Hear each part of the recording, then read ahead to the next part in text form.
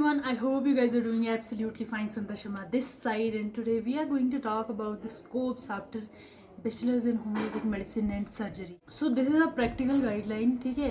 कोई hypothetical, I won't talk on hypothetical things कि ऐसा हो सकता है, ऐसा किया जा सकता है, ठीक है. Let's not talk about that. Let's talk about कि क्या मैंने किया है, ठीक है.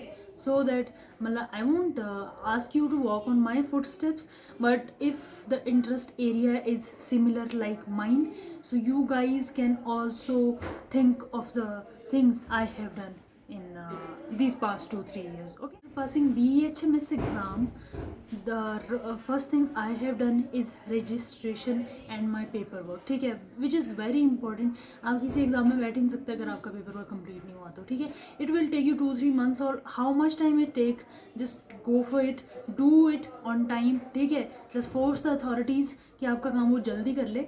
After that let's think about कि अब हमें क्या करना चाहिए. So many classmates of mine have open their own clinics. I don't know how it is going और नॉट, बट ऑब्वियसली अभी स्टार्ट किया है उन्होंने, तो उनको 2-3 साल तो लग जाएगा उसको फुल फ्लेज काम कराने में, ठीक है, ऑब्वियसली. और बड़े सारे लोगों को देखा है मैंने कि MD की जगह कुछ लोग एक सीनियर डॉक्टर के अंडर काम करना पसंद करते हैं, which is also very nice thing कि आप 3 साल की या तो प्रोफेशनल ट्रेनिंग वहाँ पे ले लो, MD में ले लो, स्कूल्स में ले लो, या फिर आप क्लिनिक्स में ले लो, ठीक है. ये it is totally upon you कि आप क्या करना चाहते हैं. So what I have done is after I have done my paper work, एक एग्ज़ाम HPPSC का मैंने ऑलरेडी फिल करके रखा हुआ था. I appeared in that. I was not eligible, so I मतलब फॉर द इंटरव्यू, ठीक है. After cracking the written exam, so हम इंटरव्यू में नहीं बैठ पाए for so and so regions, ठीक है. वो पेपर वर्क कंप्लीट नहीं था, दैट्स व्हाई. उसके बाद I have appeared in CCR interview. उसमें भी आपका उस टाइम पे हमारे रजिस्ट्रेशन नहीं था, तो I was not eligible for that also, but yeah you can consider this as a scope.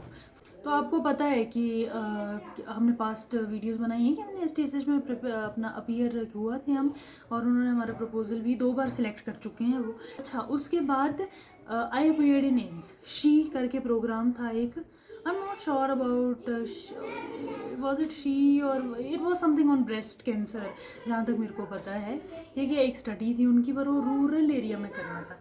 वहाँ पे उन्होंने भी मुझे वेटिंग लिस्ट में उन्होंने डाल दिया था बेसिकली, और आई ड्रॉप दैट आइडिया. उसके बाद ICMR में भी BHMS का आपका इंटरव्यू निकलता है, ठीक है. इंटरव्यू बेस्ड है. सबसे बढ़िया चीज़ है कि अगर आपको जॉब करनी है ना, तो इंटरव्यू बेस्ड काफ़ी सारी जॉब है जिसमें आप इंटरव्यू क्रैक करके you can do your things, ठीक है. अगर तो आपने कमीशन ये क्रैक करने हैं तो इसके लिए तो आपको एग्ज़ाम्स देने पड़ेंगे. जैसे HPPSC का था, HPPSC में 2 एग्ज़ाम थे. ये तो GK का था, उसके बाद फिर रिटर्न था एग्ज़ाम, है ना, पूरा क्वेश्चन आंसर फॉर्मेट जैसा हम कॉलेज में करते थे. उसके बाद फिर इंटरव्यू होना था उसका रिजल्ट आने के बाद, ठीक है. Okay, that was also over. ICMR में अपीयर होने के बाद हमारा आई एम फ्रॉम हिमाचल ना, आज बताऊँ बड़ो चाय बोले देखते हाँ नहीं खांदी, तुम्हें क्या तो खांदी है. अच्छा जी, I am from Himachal. Himachal में बड़ा पॉपुलर कॉलेजेस हैं, उनमें से 2 है, IGMC और टांडा. IGMC में ये लोग इतना नहीं निकालते, टांडा में ये स्टडीज़ काफ़ी करते हैं. उसमें भी था एक, पर तब तक मैं कहीं और ज्वाइन कर चुकी थी. जब तक उनका मुझे मेल आया ना कि आप इंटरव्यू के लिए आ जाओ, पहले वो डॉक्यूमेंट्स पहले मांग लिए थे उन्होंने बाय पोस्ट. जब तक उनका मेल आया कि आप इंटरव्यू के लिए आ जाओ, तब तक जो फिर मैंने एक प्राइवेट क्लिनिक ज्वाइन कर लिया. 6 महीने तक मैंने वहाँ जॉब की, और फिर अभी मैं करंटली कहीं और काम कर रही हूँ, ठीक है.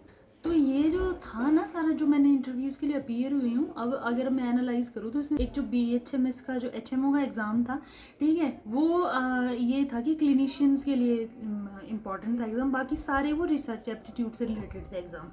बाकी सारे रिसर्च इंस्टीट्यूट्स में मैंने एग्ज़ाम्स भरे थे, ठीक है. तो आपका ये आप अपना ना एक्सप्लोर कर सकते हैं कि आपको किस जॉनर में इंटरेस्ट है, ठीक है. और एक जॉनर में ही मैंने मतलब 5-6 महीने में इतने इंटरव्यूज़ बता दिए आपको, ठीक है. अभी तो बहुत स्कोप है. फिर इसके अलावा भी अगर आपको एज अ क्लिनिशियन भी गवर्नमेंट प्लेस पे भी जॉब करनी है, तो मुझे लग रहा है कि साल में अभी झारखंड का आया था, उससे पहले बिहार का आया था, एक UPSC का आ रखा है अभी, है ना. एग्ज़ाम आते ही हैं हर साल, ठीक है. एक ना एक पब्लिक सर्विस कमीशन तो निकल ही जाता है, चाहे वो स्टेट का हो, है ना. UPSC चलो 2-3 साल में एक बार आता है. UPSC भी फिर भरने में सब करने में 5-6 महीना आराम से it will take your time, ठीक है. तो these are the scopes after BHMS. You can go for these. ठीक है, my friends have opened their clinics. My friends are doing MD after BHMS. My friends are doing jobs मतलब in private clinics under senior doctor. काफ़ी सारा कुछ scope है और आप मतलब काफ़ी जॉनर है. आप जस्ट डोंट गेट डीमोटिवेटेड कि आपको लोग बोलते हैं कि स्कोप नहीं है. Just keep this thing in mind कि स्कोप नहीं है या स्कोप कम है तो कंपटीशन भी काफ़ी कम है. मतलब अगर आप फ्रेशर हो, आपको मतलब प्लेट पे मिल रहा है सब कुछ. ठीक है, आप अभी भी ताज़ा आपने एग्ज़ाम दिए हुए हैं. आपकी जो नॉलेज है, आप नहीं भी पढ़ोगे ना बाकी सारे लोगों से थोड़ी सी ज़्यादा ही होगी, क्योंकि आप फ्रेश अभी निकले हो. मतलब you have things in your mind. अब फिर आपको लगता है कि एग्ज़ाम देख के कि थोड़ा पढ़ लिया होता तो और अच्छे नंबर आ जाते. ठीक है, पर जब आप बड़े हो जाते हो तब आपको ये नहीं लगता. फिर आपको लगता है कि पढ़ना भी इनफ नहीं है. मतलब वो जो फ्रेश माइंड था और आज के माइंड में मतलब there is a huge difference in this. ठीक है, so I hope this helps you in a way और you will see in the next one. If you want to get more topics, just do write us in the comment section. See you in the next one. Bye bye for now. Bye.